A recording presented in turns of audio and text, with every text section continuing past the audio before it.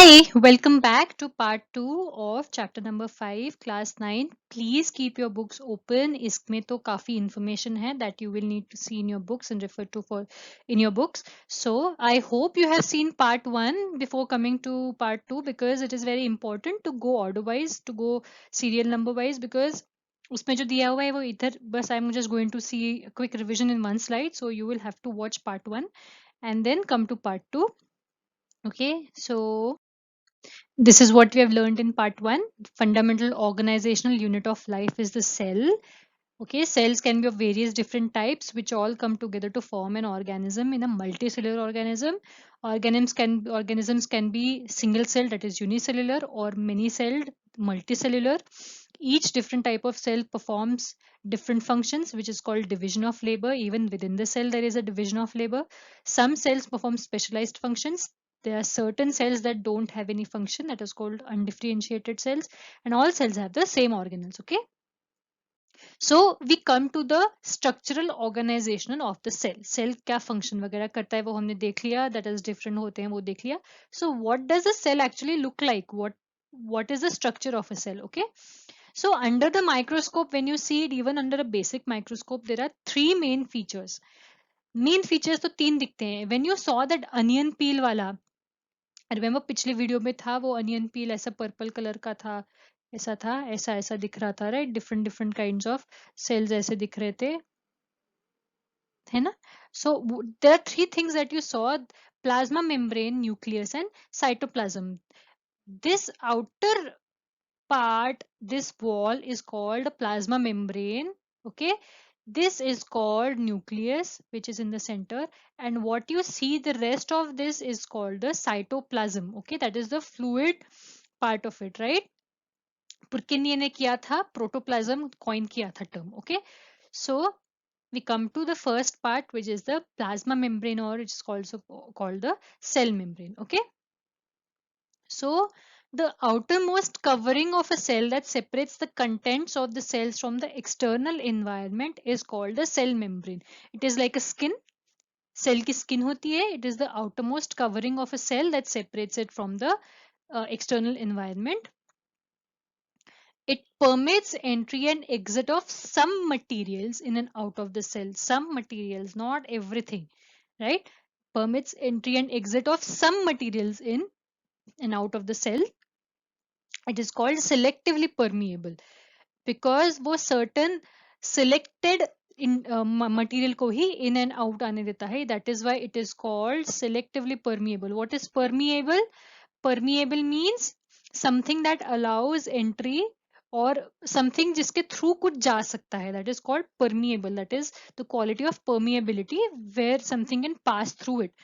Selectively permeable means only selected things can pass through it. Okay, movement of those materials is also highly regulated. There are certain that normally pass कर सकते हैं. Most of the other materials बहुत regulated होता है. Cell ऐसी किसी को अंदर बाहर आने नहीं देता है. Cell is very selective in letting things come inside or outside. Is very regulated. Okay, ये रेगुलेशन जो है ये आप आगे बहुत हायर क्लासेस में पढ़ोगे, इसका अभी कुछ आपको लेना देना नहीं है. You should just know that it is regulated. Okay, so what is a plasma membrane? It helps in the movement of substances across the membrane.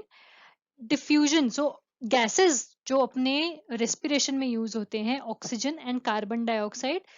You have to remember that whatever happens on a physiological level अपने पूरे body में वो cell में भी होता है. So cell also respires. So cell में भी oxygen या फिर carbon dioxide का जो movement है, it happens by simple diffusion. Diffusion क्या होता है? You have studied diffusion, right? Diffusion पढ़ा हुआ है कि one part of if you have something in one part of the room, it spreads all around. Diffusion भी permeable membrane से just passes through like this. Okay, so जहाँ पे concentration ज़्यादा हो गया, for example अंदर अपने ये जो है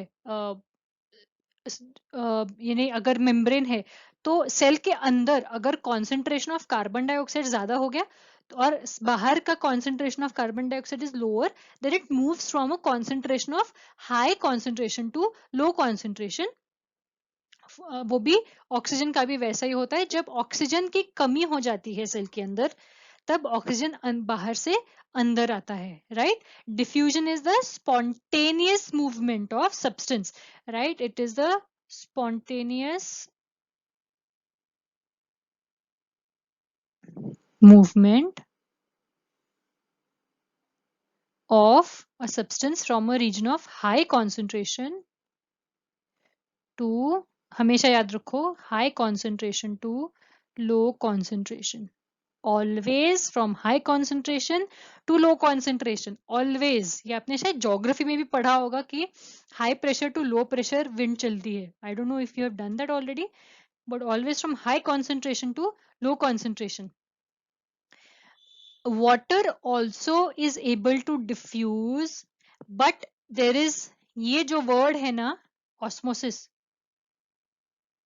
ये बहुत important है. I'm going to explain this to you very well, and I hope you understand this because it is important for you to understand what osmosis is. Okay. Osmosis is the movement of water from high concentration of water to low concentration of water. अभी आपने diffusion देखा, right, कि ये cell membrane है, ये cell का अंदर का है एंड ये सेल के बाहर है. अगर कार्बन डाइऑक्साइड ज्यादा हो गया तो यहाँ पे इट मूव्स आउट ताकि वो एक इक्वल लेवल आ जाए, उसको इक्विलिब्रियम कहते हैं. अगर ऑक्सीजन कम हो गया तो ऑक्सीजन अंदर आ जाता है so that it has an equal level. That is general diffusion. It always moves from high concentration to low concentration. Osmosis is the same except you have to understand that it is a movement of water from high concentration of water to low concentration of water. मैं इतना stress क्यों कर रही हूँ ये आपको पता चलेगा अभी. ओके. तो देखो क्या होता है, आपने अगर जैसे हमने सॉल्यूशन के बारे में पढ़ा था ना चैप्टर 2 में, तो सॉल्यूशन होता है, तो when you have like a concentrated solution और ये एक डाइल्यूट सॉल्यूशन है, ये आपको पता है dilute and concentrated, right. Concentrated solution जिसमें सोल्यूट ज्यादा होता है, डाइल्यूट जिसमें सोल्यूट कम होता है. तो अगर इसमें ये कॉन्सेंट्रेटेड सॉल्यूशन है एंड ये डाइल्यूट सॉल्यूशन है, ओके, सो इसमें सोल्यूट ज्यादा होता है, right. It has high solute, this has low solute, right. But we are talking about movement of water, right. इसमें सोल्यूट ज्यादा होता है बट अगर सॉल्वेंट वाटर है तो वाटर इज लोअर, वाटर का कॉन्सेंट्रेशन कम है एंड यहाँ वाटर का कॉन्सेंट्रेशन हायर है. ओके. सो अगर if there is a selectively permeable membrane, osmosis का भी सेलेक्टिवली परमिएबल मेम्ब्रेन से बहुत close connection है. If there is a selectively permeable membrane between a concentrated solution and a dilute solution, water will move from the dilute solution to the concentrated solution. Okay, because when we talk about solutions being dilute or concentrate, it is in term of the solute and not in terms of the water content. But concentrated solution जिसमें solute ज्यादा होता है, we have done this in chapter 2 कि we always talk about in terms of amount of solute upon solution, पर हम solvent के बारे में बात नहीं करते हैं. We have to remember when the concentration of solute is higher, the concentration of solute is lower, है ना. सिंपल इनवर्स रिलेशनशिप है.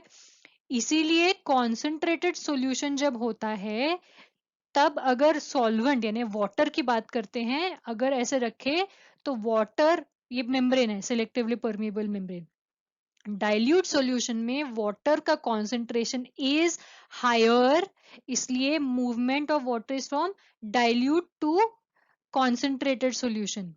नहीं तो आप बोलोगे कि इसका कॉन्सेंट्रेशन हाई है इसका कॉन्सेंट्रेशन लो है तो ऐसे मूव करेगा. No no no, it does not move in this direction. It moves only in this direction because concentration of water in a dilute solution is higher. That is why it is very important to know movement of water from high concentration of water to low concentration of water, not of solution but of water. Okay, we will see this ahead. इसका examples भी हैं. This is very important for you to understand. Osmosis समझना बहुत important है because osmosis आगे बहुत जगह पे use होता है. Okay, osmosis is a very important biological function. Amount of solute dissolved in water affects the movement of water. मैंने आपको अभी बताया कि कॉन्सेंट्रेटेड सॉल्यूशन अगर होगा एंड डाइल्यूट सॉल्यूशन होगा तो कॉन्सेंट्रेटेड सॉल्यूशन में वाटर हमेशा कम होता है, वाटर कॉन्सेंट्रेशन कम होता है, डाइल्यूट में वाटर कॉन्सेंट्रेशन हाई होता है, तो it moves from high concentration of water to low concentration of water like this, okay, in this direction, right? Osmosis, this is the definition, please remember. Osmosis is the passage of water from a region of high water concentration through a selectively permeable membrane to a region of low water concentration until equilibrium is reached. What is equilibrium? When water concentration of both solutions becomes equal, then it is called equilibrium. When there is no net movement, movement होता रहता है but equal होता है दोनों की तरफ से। पर अगर concentration, concentrated solution and dilute solution को अगर आपने सेलेक्टिवली परमेबल मेम्ब्रेन से सेपरेट कर दिया तो water will move from a dilute solution to concentrated solution. कब कॉन्सेंट्रेटेड सॉल्यूशन का वॉल्यूम भी बढ़ जाता है क्योंकि पानी इतना मूव करता है, okay, that is called osmosis. आपको आरओ के बारे में पता है ना, आरओ पानी प्योरीफाई करता है, दैट इज रिवर्स ऑस्मोसिस। इसका उल्टा जब होता है वो आरओ होता है, दैट इज बेसिकली आरओ, वो अभी पढ़ो मत। पर मैं आपको बता रही हूँ कि you have encountered this word earlier, पर आपको पता नहीं था what osmosis means, right? Osmosis is very important to understand. Now what happens when osmosis occurs in a cell, what happens? तो ये एक्सपेरिमेंट आपके बुक में दिया हुआ है। यू पुट रेजिन्स, किशमिश in water and you put a grape, grape अगर नहीं होगा तो ये स्टेप 1 करने के बाद then you can go to step 2, okay? वही रेजिन आप स्टेप 2 के लिए यूज कर सकते हो।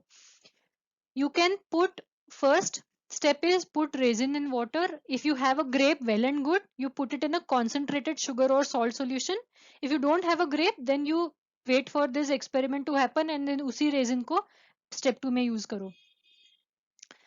When you put it in water, it swells up. आपने देखा ही होगा, आप किशमिश पानी में डाल के देखो बोल में, it will swell up after a while. When you put it in a salt or sugar solution, it shrinks. इसलिए श्रिंक होने के लिए, इसलिए मैं बोल रही हूँ ग्रेप यूज करो या फिर रेजिन पूरा एकदम फूलने के बाद उसको फिर स्टेप 2 में यूज करो, so that you can C shrinkage. नहीं तो वो दिखेगा नहीं, किशमिश ऑलरेडी श्रंकन होता है। Anyway, so why does it happen? So हमने अभी देखा ऑस्मोसिस में कॉन्सेंट्रेटेड सॉल्यूशन, डाइल्यूट सॉल्यूशन, हाँ, वाटर कंटेंट इसमें लो होता है, वाटर कंटेंट इसमें हाई होता है, एंड वाटर कॉन्सेंट तो क्या होता है, this is a selectively permeable membrane. किशमिश की skin is a selectively permeable membrane. What happens is, क्योंकि it is shrunken, water concentration inside the cell, inside the raisin is much lower than, पानी बाहर तो पूरा ही 100% वाटर है, उसके अंदर पानी नहीं है बिकॉज श्रिंक हो गया है, पानी बहुत कम है। So it will move from, जैसे बोल है उसमें किशमिश है, किशमिश के अंदर जाएगा, किशमिश will swell up.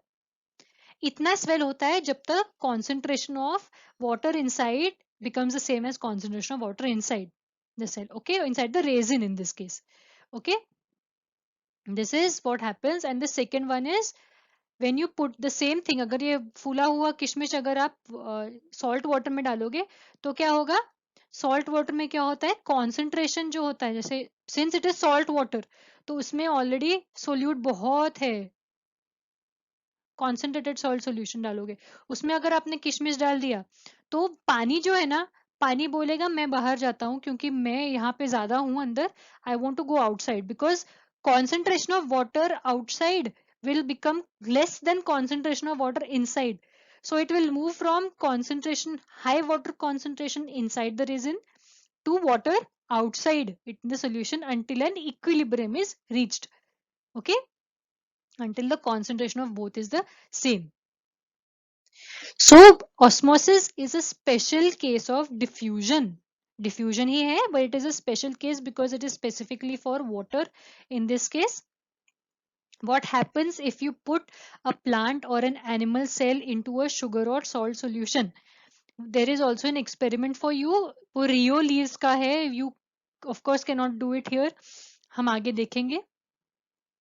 Anyway, so what happens when you see plant, when you put a plant or animal cell, जैसे किशमिश के साथ हुआ exactly वैसा ही होगा.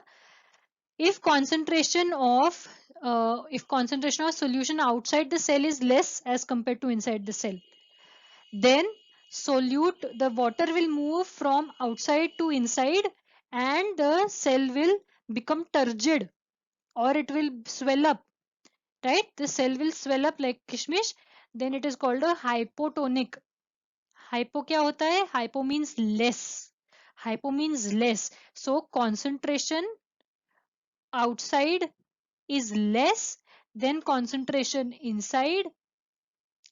Water will move inside the cell inside जाएगा तो वो swell up हो जाएगा. That is, this kind of solution is called a hypotonic solution. जिस solution में डाल के cell swell up हो जाता है, जिसका solution का concentration cell के अंदर के साइटोप्लाज्म के solutions का concentration से कम है, उसको hypotonic solution कहते हैं. If concentration of cell is higher, outside the cell is higher and inside the cell is lower, तो क्या होगा? अंदर से बाहर आएगा पानी, because concentration of water outside the cell will be lower and inside the cell will be higher, है ना? क्योंकि do you understand this? You please read this. समझ आ रहा है? I cannot, of course I cannot hear you, that is why I'll explain it again. Cell है ना, अगर आपने उसको पानी में डाला और उसका जो अंदर का कॉन्सेंट्रेशन है इट इज लोअर, उसमें वाटर ज्यादा है, एंड बाहर के इसके कॉन्सेंट्रेशन इज हायर, उसमें वाटर कम है ना? वाटर का कॉन्सेंट्रेशन बाहर कम है एंड सेल के अंदर वाटर का कॉन्सेंट्रेशन ज्यादा है, तो water will move out, the cell will shrink. Raisin कैसे श्रिंक हो जाता है? It will shrink. This kind of solution in which the cell shrinks is called a hypertonic solution. Hyper का मतलब higher or more. It is a hypertonic solution. There is also a case where the cell को आप अंदर डाल दिया, where the concentration of the cell inside the cell is the same as the concentration of the solution outside. It is called isotonic solution. The cell will remain the same. There is no net movement. हाँ, net movement यानी क्या है? जितना अंदर जा रहा है उतना ही बाहर आ रहा है, so zero हो जाता है movement. Okay, so no net movement and the cell remains the same. ये याद रखो, because ये तीन चीजें आती ही हैं. People ask you कि hypotonic, hypertonic और isotonic solutions क्या होते हैं? Isotonic क्या होता है?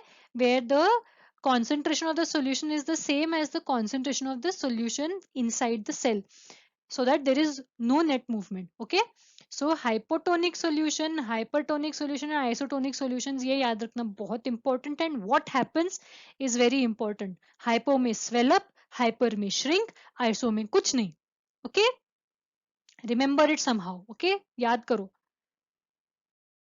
Okay, we come to plasma membrane का आगे देखते हैं. As we saw that diffusion and osmosis happens through plasma membrane, so unicellular organisms में and plant cells में water is gained through osmosis.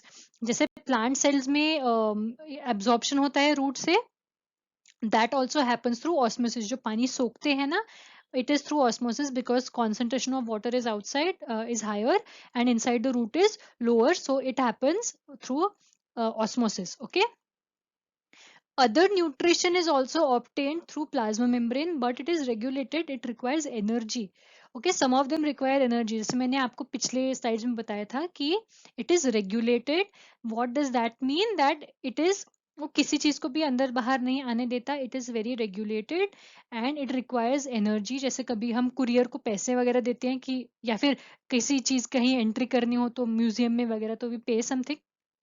So it requires energy to move in or out of the cell, and only that which is required is transported in and out of the cell. इसे फालतू में कुछ नहीं आता.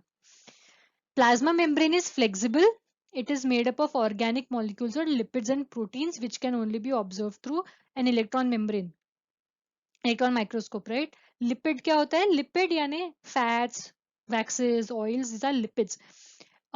ये ना, important thing about lipid is that it is not soluble in water. अगर lipid को पानी में डालोगे, it doesn't dissolve. जैसे ऑयल वगैरह को पानी में डालोगे तो it doesn't dissolve into water. And this is a very important property, क्योंकि अगर सेल आप पानी में डालते और अगर लिपिड सोल्यूबल होता, ये जो प्लाज्मा मेम्ब्रेन अगर सोल्यूबल होता पानी में, तो वो बह जाता, सेल टूट जाता पानी में जाते हुए. The reason that doesn't happen is because the lipid is not soluble in water. इसीलिए जो lipid है it remains intact. Okay. This is also important for you to know right now. अभी कोरोना वायरस के time में जो Covid का जो ये है उससे ना it has a lipid layer on it, right? So वो जो lipid layer होता है ना, उसको disrupt करने के लिए अल्कोहल यूज करते हैं, क्योंकि अल्कोहल में वो सोल्यूबल होता है लिपिड. ओके. तेल वगैरह होता है ना, तेल वैक्स वगैरह, that is soluble in alcohol. और you can also use soap. इसलिए सोप, जैसे अगर आपके हाथ पे तेल लगा हो, you will not wash it with water, you will wash it with soap and water, because soap also disrupts the membrane, वो membrane को तोड़ देता है. And that is why in this case the virus will die.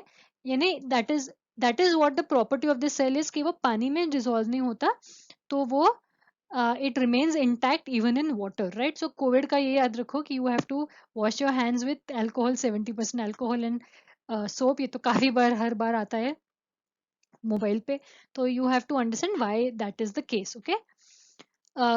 Cell membrane is very flexible in things like amoeba. Amoeba तो एक single cell है, because ऐसे कुछ भी शेप होता है उसका, राइट? ये अमीबा है. तो it, in order for it to eat food, it uses its cell membrane to form certain structures which help in engulfing food, which is called endocytosis. endo यानी inside, साइटोसिस यानी cell का वो death is cytosis और something of that sort. So endocytosis, right? Cell के अंदर वो जाता है. There is a video, I hope it pledge.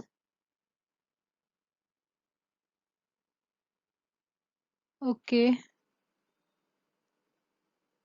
I am not sure why it is not playing, but it was a nice video कि वो कैसे, how the cell is, wait, nice video on how the cell, how amoeba engulfs the, you can use, see this video, it is called endocytosis.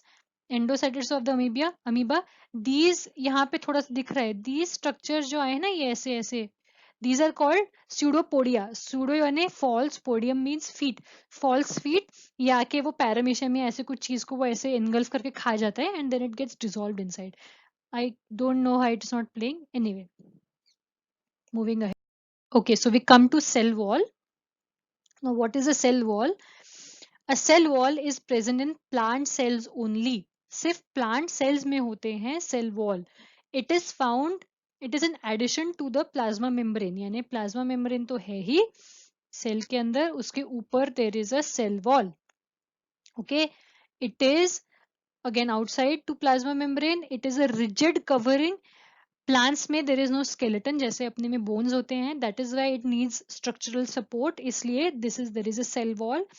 It is composed mainly of a complex substance called cellulose. Okay, it gives, like I said, it gives structural strength to the cell. Okay, it is composed of cellulose. You have to remember this, cellulose. Cell wall only found in plants. We saw that, हमने अभी देखा ना कि when a plant cell को अगर पानी में डालते हैं in a hypertonic solution, then the cell shrinks. हाँ, सो एनिमल सेल तो श्रिंक हो जाएगा रेजिन की तरह, बट इसका जो सेल वॉल होता है ना, वो रिजिड होता है, वो इट डजंट मूव. तो क्या होता है, इवेंचुअली उसका जो अंदर का सेल मेम्ब्रेन है प्लांट सेल का, ये रिजिड है, सेल मेम्ब्रेन इज फ्लेक्सिबल, तो पानी निकल जाएगा. So the cell shrinks away from the cell wall, ऐसे छोटा हो जाता है, एंड इट कम्स ऐसे अंदर आ जाता है. That is called plasmolysis, right? It is called plasmolysis. What is plasmolysis? The shrinkage of the cell membrane away from the cell wall when the cell is put in a hypertonic solution is called plasmolysis. Okay, this पे भी question आता है कभी कभी. But if it is put in a hypotonic solution, क्या होता है? Cell expands, right? Cell expand करता है. But in case of a plant cell, because the cell wall is very rigid, what it does, it prevents the cell membrane from इतना बड़ा होने से prevent करता है कि वो टूट ना जाए. नहीं तो a lot of times when you put it in a hypotonic solution, the cell becomes so big because the water is just trying to enter more and more until equilibrium is reached. अगर equilibrium reach नहीं हुआ तो वो आता ही जाएगा and keeps becoming bigger and bigger until it can burst. A lot of times it bursts, but in the plant cell, because there is a cell wall, it is rigid. What happens is it prevents the bursting of cells. So that is why cells and also certain bacteria which have a cell wall, or even fungi, they also the cell is prevented from bursting when it is put in a hypotonic solution. Okay, because the cell wall also puts as much pressure. जितना ये expand करने की कोशिश कर रहा है उतना ही वो उसको press कर रहा है. That is why it doesn't break. Okay, this is plasmolysis in a hypertonic solution. ये जो सेल वॉल है, this is a cell wall, ये जो दिख रहा है ये ऊपर का green. Okay, this is a cell wall. ये सेल वॉल अगर हाइपरटोनिक में सेल डाला तो ये देखो ये यहाँ से श्रिंक हो गया, यहाँ से it has moved away from the cell wall. यहाँ पे देखो आइसोटोनिक सॉल्यूशन में where there is no net movement ना, it remains close to the cell wall and this is the cell membrane. ये छोटा सा जो मेम्ब्रेन है, they remain close together, but in hypertonic solution where water moves out, this becomes plasmolysed. Plasmolysis होता है, इसलिए वो सेल मेम्ब्रेन अंदर श्रिंक हो जाता है. हाइपोटोनिक सॉल्यूशन में डाला, देखो सेल वॉल भी थोड़ा ऐसे फूल गया है. It becomes turgid. टर्जिड यानी एकदम ऐसे एकदम as full as possible, right. It becomes turgid and थोड़ा पानी जितना जा सकता है उतना जाता है. उसके बाद इट डजंट ब्रेक, नहीं तो ब्रेक हो सकता है. Okay, then we come to nucleus. Nucleus जैसे हमने उसमें भी देखा, दिस इज वो फर्स्ट स्लाइड में, फर्स्ट वीडियो में हमने देखा था कि वो अनियन पील लिया तो वो ऐसे पर्पल कलर का बीच में ऐसे डॉट दिख रहा था, that is also nucleus. It gets stain blue by methylene blue stain. It is methylene blue नाम का एक स्टेन होता है. When you see cells under a microscope, you need to have some kind of a staining. कुछ तो colour देना पड़ता है because most of the cells don't have any color. और आप उनको लाइट के अगेंस्ट देखते हो तो वो ट्रांसपेरेंट होते हैं, वो दिखते नहीं है ढंग से. You cannot differentiate. So there are certain stains which you, ऐसे डाई होता है, you can just put a few drops and वो सिलेक्टिवली कई कई चीजों को स्टेन करता है. इट इज नॉट नेसेसरी कि वो हर पूरा ब्लू हो जाए. जैसे मिथाइलिन ब्लू है वो न्यूक्लियस को स्टेन करता है, right, specifically. So it gets stained by methylene blue stain. It is present inside the cell. It contains the genetic material of a cell. Okay, genetic material के बारे में हम पढ़ेंगे. It has a double membrane, double layered membrane called the nuclear membrane. ये जो cell है ना अंदर, ये जो न्यूक्लियस है, इसके ऊपर एक डबल मेम्ब्रेन होता है ऐसा. हाँ, ये ऐसा मेम्ब्रेन है. यहाँ ये दोनों मेम्ब्रेन है, one layer and two layers. ये छोटे छोटे there are pores in it called nuclear pores. Nuclear pores के बारे में आपको नहीं है, बट ऐसा स्ट्रक्चर होता है. सॉरी, मेरी ड्राइंग इधर बहुत ही बेकार आती है. सो डबल मेम्ब्रेन लेयर होता है and this is called a nuclear membrane. Nuclear membrane में से भी ट्रांसपोर्ट होता है न्यूक्लियर पोर में से. You don't have to talk about nuclear pore right now. Nuclear membrane में से allows transport of material from inside the nucleus to outside the nucleus. अब ये सेल बाहर, ये पूरा सेल है यहाँ पे और न्यूक्लियस यहाँ पे है, तो न्यूक्लियस के बाहर भी जाएगा कुछ, तो it will remain inside the cell in general. Okay, इसको साइटोप्लाज्म कहते हैं और protoplasm. So nuclear membrane, nucleus में से अंदर बाहर जाने के लिए न्यूक्लियर मेम्ब्रेन होता है. जैसे प्लाज्मा मेम्ब्रेन में से सेल से अंदर बाहर जाता है, वैसे न्यूक्लियर मेम्ब्रेन में से. Okay, nucleus contains chromosome which carry DNA. Okay, ये आगे देखते हैं. मैंने आपको यहाँ बताया ना मिथाइलिन ब्लू स्टेन होता है. जैसे there different kinds of stain. जैसे मिथाइलिन ब्लू होता है वो न्यूक्लियस को स्टेन करता है. फास्ट ग्रीन होता है, फास्ट ग्रीन वो लाइव प्लांट टिश्यू को करता है. देन आयोडीन होता है वो स्टार्च सेल्स को स्टेन करता है ब्लू प्लांट्स में. देन देयर इज सैफ्रनिन, हमने जो अभी स्लाइड में देखा था, इट स्टेन्स सेल्यूलोजिक मटेरियल या फिर बैक्टीरिया को स्टेन करता है पिंक कलर का. So that various different kinds of stains. Nucleus, last coming to this point, nucleus contains chromosomes which carry DNA. Now we will come to chromosomes and DNA. What is a chromosome?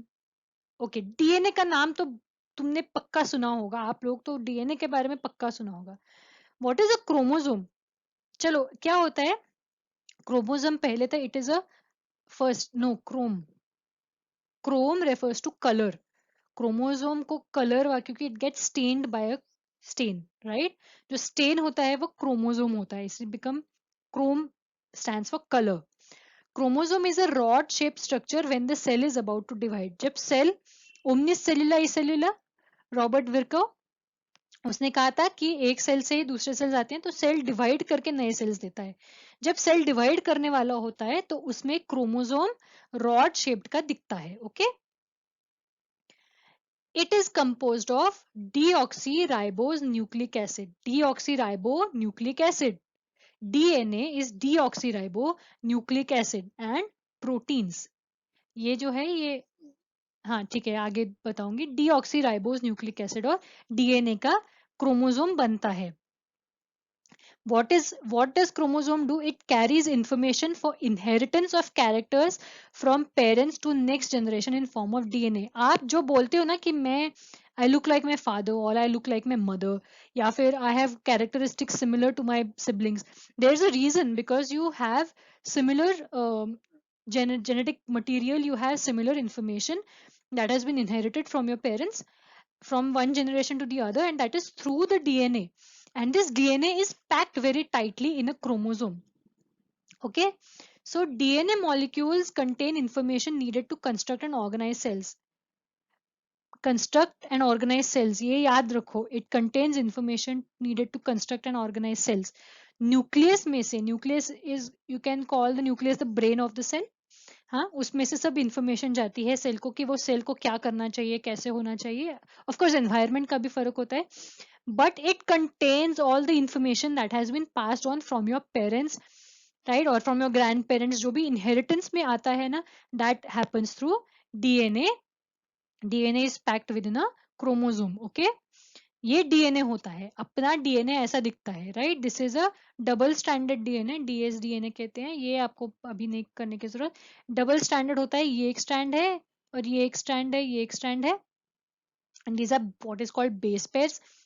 I am just explaining. Anyway, this is what a DNA looks like. ऐसे double helix, जैसे मेरे curls हैं वैसे वैसे गोल गोल गोल गोल होता है, right? And this is how it is packed. So ये डीएनए है ना, ये डीएनए है, ये गोल गोल होके ये these are nucleosomes, these are proteins. तो इधर लिखा है ना कि it is composed of DNA and proteins, these are nucleosomes. ये प्रोटीन होता है, ये प्रोटीन के अराउंड ऐसे ऐसे गोल होता है, एंड ऐसे दीज न्यूक्लियोसोम, और ये जो होता है दिस बिकम्स ऐसा एक thread like structure which is very compactly packed in a chromosome. Okay, तो ये क्रोमोसोम जो रॉड लाइक स्ट्रक्चर है इसमें डीएनए होता है, ये डीएनए ही होता है which is very tightly packed, गोल गोल होता है DNA, it is tightly packed around the nucleosome. उसको ऐसे टाइट पैकिंग कर करके दबा दबा के ऐसे क्रोमोसोम, क्रोमोसोम बहुत लंबा होता है but it is very tiny in a cell, very very small. Okay, DNA में ना functional segments are called genes. Genes functional segments यानी जिससे इंफॉर्मेशन पास हो रही है, that is a functional segment. हाँ, that is called a gene. Okay, for example इतना part gene है तो ये कुछ एक चीज बताएगा आपके बारे में कि दिस इज, जैसे आप बोलते हो कि मेरे जीन्स मेरे फोर फादर्स से आए हैं, वैसे जीन्स है मेरे में वगैरह, those are all through the DNA. DNA के सेगमेंट्स को जीन कहते हैं, राइट? देयर आर सर्टेन, जैसे इतना लंबा स्ट्रक्चर है तो उतना पार्ट एक जीन है, उतना पार्ट एक जीन है, ऐसा होता है। Okay, when the cell is not dividing, then the DNA is found as an entangled mass of thread like structure called chromatin material. ये जो क्रोमोसोम है ना यहाँ पे इतना, this only shows when the cell is dividing, right? जैसे ये cell divide कर रहा है, देखो यहाँ पे, ये आप आगे देखोगे तो ये नॉर्मल सेल है, ये देखो ये जो सेल है ये नॉर्मल सेल है, ये नॉर्मल सेल है। इसमें जो मटेरियल है ऐसे इट इज ऐसे बिखरा हुआ है, हाँ, इट इज नॉट सेट। तो ऐसे कुछ भी होता है तो, but in a when the cell is dividing these become ऐसे रॉड लाइक स्ट्रक्चर्स दिखते हैं, these are chromosomes, these are visible only when the cell is dividing. ये सारा डीएनए है, डीएनए वही है, it is the same DNA, DNA में कुछ चेंज नहीं हुआ, it is only the packing and the kind of packing that happens कि यहाँ पे ये ऐसे बिखरा हुआ है, यहाँ पे इतना अच्छा वो रॉड शेप स्ट्रक्चर है. Okay, so this is chromatin and these are chromosomes. Okay, ये ब्लू है एंड यहाँ पे सैफ्रनिन स्टेनिंग है, यहाँ स्मॉल है, but you can see these small structures यहाँ पे ऐसे ऐसे जो दिख रहे हैं, these are all chromosomes. This is what you can see in the microscope. यानी हमने ये एक्सपेरिमेंट किया है कॉलेज में. You can actually C chromosomes like this. Okay, so these are chromosomes. Chromosomes, what are chromosomes? They are composed of DNA and proteins. Okay, DNA contains information passed on from generation to generation, inheritance ka, and they contain the information needed to construct and organize cells.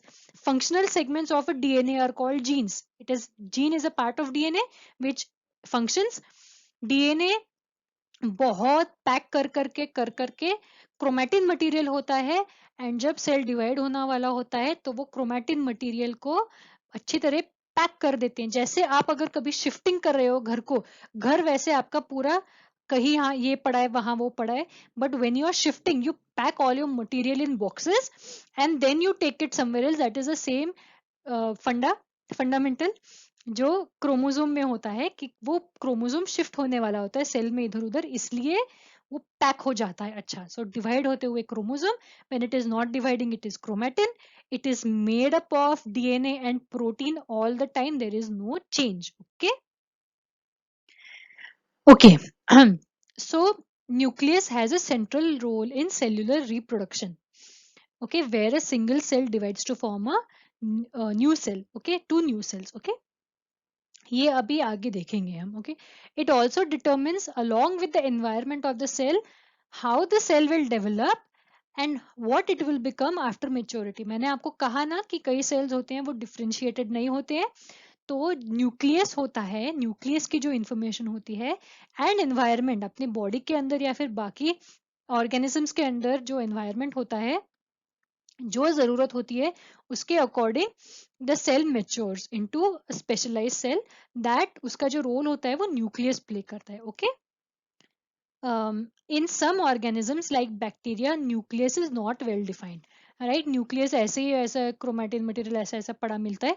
It is not well defined. ऐसे nuclear membrane नहीं होता है in certain organisms like bacteria, and only nucleic acid is formed. This is called a nucleoid. ऐसे chromatin material बिखरा हुआ मिलता है ऐसे गोले शेप में ऐसे कहीं, but there is no proper nucleus. ऐसे आपको गोल कहीं ही दिखेगा नहीं in certain organisms like bacteria. Those organisms are called prokaryotes. Pro means primitive or primary. Karyotes refers to the word carry-on. Carry-on means nucleus. So primary nucleus जिसका होता है उसको prokaryote कहते हैं. Like a lot of bacteria. This is given in your book. इसमें ये nucleoid दिख रहा है आपको. बाकी सेल्स में पूरा अच्छा खासा गोल आपको न्यूक्लियस दिख रहा था. यहाँ पे इट इज जस्ट बिखरा हुआ chromatin material. You can see this is called a nucleoid. You see cell wall. Cell wall, I said, it is found in plant cells in multicellular organisms, but fungus and bacterium में भी होते हैं cell walls. They are made of different things, but there is a cell wall also. Plasma membrane and ribosomes. Ribosomes we'll see ahead. Okay, this is a prokaryotic cell. हमने जो amoeba देखा, paramecium देखा, unicellular organisms देखे थे वो, those are prokaryotes. Not all unicellular organisms are prokaryotes, okay, but all prokaryotes are unicellular organisms. ठीक है, ये ऐसा होता है. these are flagella, और ये flagella है ऐसे पीछे आया हुआ है ऐसे. it helps in movement. Organisms that have a well defined nucleus like us, like plants, like onion जो देखा आपने, those are eukaryotes. Okay, they have a U means true and karyote means refers to nucleus. So that have a true nucleus are called eukaryotes. Okay, what are the differences between prokaryotes and eukaryotes? Firstly, prokaryotes do not have a well defined nucleus or a lack of nuclear membrane. Okay, ऐसे बिखरा हुआ you will find chromatin material lying around scattered, which is called a nucleoid. whereas in a eukaryote it is well and nicely tightly packed in a nuclear membrane. You will see what this means ahead. Prokaryote में membrane bound cell organelles are absent.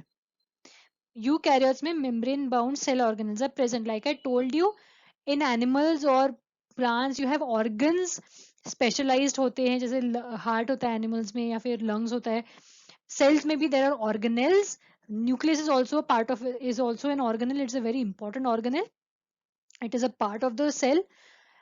Prokaryotes में membrane वाले cell organelles नहीं होते हैं, which is actually why there is no well defined nucleus, because there is no nuclear membrane. So membrane bound cell organelles are not present in prokaryotes but are present in eukaryotes. Okay, prokaryotes में chlorophyll is present in membranous vesicles which is around in the cell. This I will explain later. ये prokaryote में तो chlorophyll ऐसे ऐसे मिलता है कहीं पे भी, right? Eukaryotes में chlorophyll is present in membrane bound organelle called chloroplast. This we will see ahead, and I think it's in the next video. Okay. Prokaryotes have a single nucleus, a single chromosome. Eukaryotes have more than one chromosome. Humans have 46 chromosomes. Okay, but they are present in pairs. There are 23 pairs of chromosome. 23 into 2 is 46. 23 chromosomes from your mom, 23 chromosomes from your dad. 23 pairs of chromosomes which give a total of 46 chromosomes. ये याद रखो, 23 pairs is very important. In the last video we are going to be talking about cell division, उसमें important है ये. I will also explain this again. Humans have 23 pairs of chromosomes or 46 chromosomes. Prokaryotes are unicellular. Eukaryotes may be unicellular, multicellular. हमने जब unicellular देखा था उसमें we saw I think we saw this thing. Euglena is I think eukaryotic. I don't remember. But all prokaryotes are unicellular, but eukaryotes may be unicellular or multicellular. Okay. Prokaryotes are generally small and eukaryotes are generally bigger. This is, what is this? This is micro. This is mu. Okay, this is called mu, but this refers to micro, and this is 1 to 10 micrometer. Micro कितना होता है? 10 raised to power minus 6. हमने atom का पढ़ा था nano. Nano is 10 raised to power minus 9. आपको mobile में आपको पता होगा, there are old generation mobiles that have a micro SIM and newer generations mobiles have a this nano sim. Nano is smaller than micro. Nano is 10 raised to power minus 9. Prokaryotes and eukaryotes cells are found in nanometer, 10 raised to power minus 6. Okay, eukaryotes are generally bigger, 5 to 100 micrometer. Prokaryotes have smaller ribosomes. Eukaryotes have larger ribosomes. ये this I am not telling you the size and the size of these ribosomes because this is not in your book, but you have to remember that these are small ribosomes, these have larger ribosomes, and उसका functions वगैरह क्योंकि आगे ही आप आगे के classes में पढ़ोगे तो it's not very important, but you should remember these differences. Okay. Also again, chromosomes have only nucleic acid. Here chromosome have nucleic acid and proteins. I told you ये DNA होता है ऐसा ऐसा ऐसा DNA होता है. It is wrapped around nucleosomes and then it is wrapped around, tightly wrapped around into a chromosome. But since there is no nucleic ऐसे chromatin material ऐसे पड़ा होता है न्यूक्लियोइड में there is no protein, there is no packing of, packing नहीं करते हैं ये, there is no packing, it only contains a nucleic acid, it does not contain any proteins in the chromosomes. Okay. Okay, we come to cytoplasm. What is a cytoplasm? It is the fluid content inside the cell. Okay, cell के अंदर भी there is a fluid. What is the fluid? It is the cytoplasm or the protoplasm. It was, the name was given by Purkinje. It was protoplasm. This is we also call it cytoplasm. It takes a very little stain. ये देखो, ये आपके photo दिखाए हैं मैंने आपको पहले. ये फर्स्ट वीडियो में है. ये ये न्यूक्लियस है, ये प्लाज्मा मेम्ब्रेन है, यहाँ पे you can see chromosomes, but what about all this, these are also cells. ये जो स्टेन हुआ नहीं है, ये सब ये जो दिख रहा है एकदम व्हाइट व्हाइट व्हाइट, यहाँ थोड़ा स्लाइट पर्पल है, दिस ऑल साइटोप्लाज्म। हाँ, they take a very little stain, ये ज्यादा स्टेन नहीं होते हैं, दे लुक pretty much एकदम contrast दिखता है, so which is why because cytoplasm doesn't take up strain, so you can see plasma membrane nicely, you can see nucleus nicely, you can see these chromosomes nicely. देखो इधर ये methylene blue से stand हुआ है, तो यहाँ पे you cannot see the plasma membrane, here you can see plasma membrane because it is stained by saffronin. तो अलग अलग स्टेन का अलग होता है, but nothing stains the cytoplasm much, हाँ थोड़ा ज्यादा स्टेन नहीं लेता है वो, सो इट ऑलवेज लुक्स ऐसे ट्रांसपेरेंट सा, ओपेक सा, ट्रांसल्यूसेंट सा दिखता है।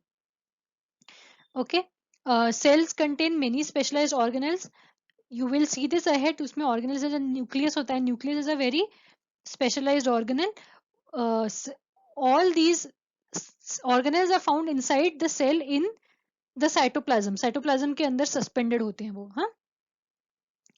each organelle performs a specific function, division of labor, each organelle performs a specific function.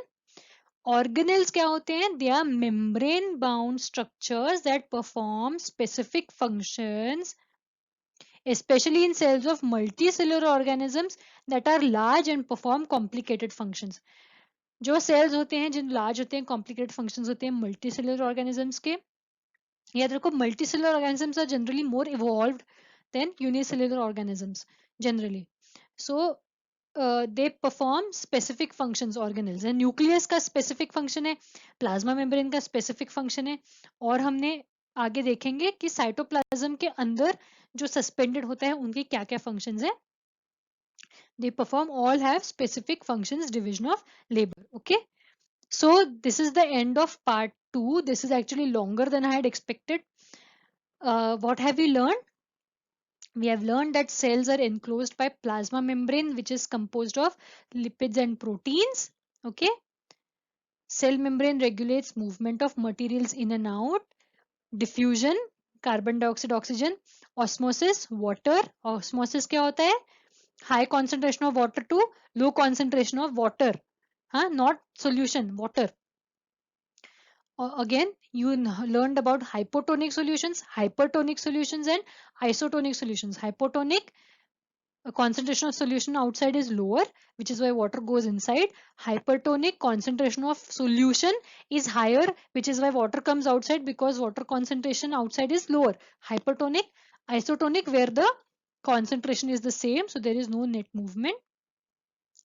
Plant cells have a cell wall composed mainly of cellulose, which is outside the plasma membrane, and it is quite rigid. Cell wall prevents plant and fungal cells from bursting in hypotonic solutions. Plasmolysis hota hai when it is put in hypertonic solution. Prokaryotes are they don't have any well-defined nucleus, and they do not have a membrane-covered nucleus. Okay, and even you saw the differences. Those differences are important. Prokaryotes और eukaryotes में differences, आपके book में सारे differences नहीं है, एक दो कम है, but they are important for conceptual clarity, because नहीं तो आप बहुत कंफ्यूज हो जाओगे आगे प्रोकैरियोट्स और यूकैरियोट्स के डिफरेंसेस में. Okay, eukaryotes have a well-defined nucleus covered by a double membrane, nuclear membrane. It directs life processes of the cell. Prokaryotes do not have membrane-bound organelles. The chromosomes have only nucleic acid. Please remember these points for the differences of prokaryotes and eukaryotes. No membrane-bound organelles. Chromosomes have only nucleic acids. Eukaryotes have nucleic acid and proteins.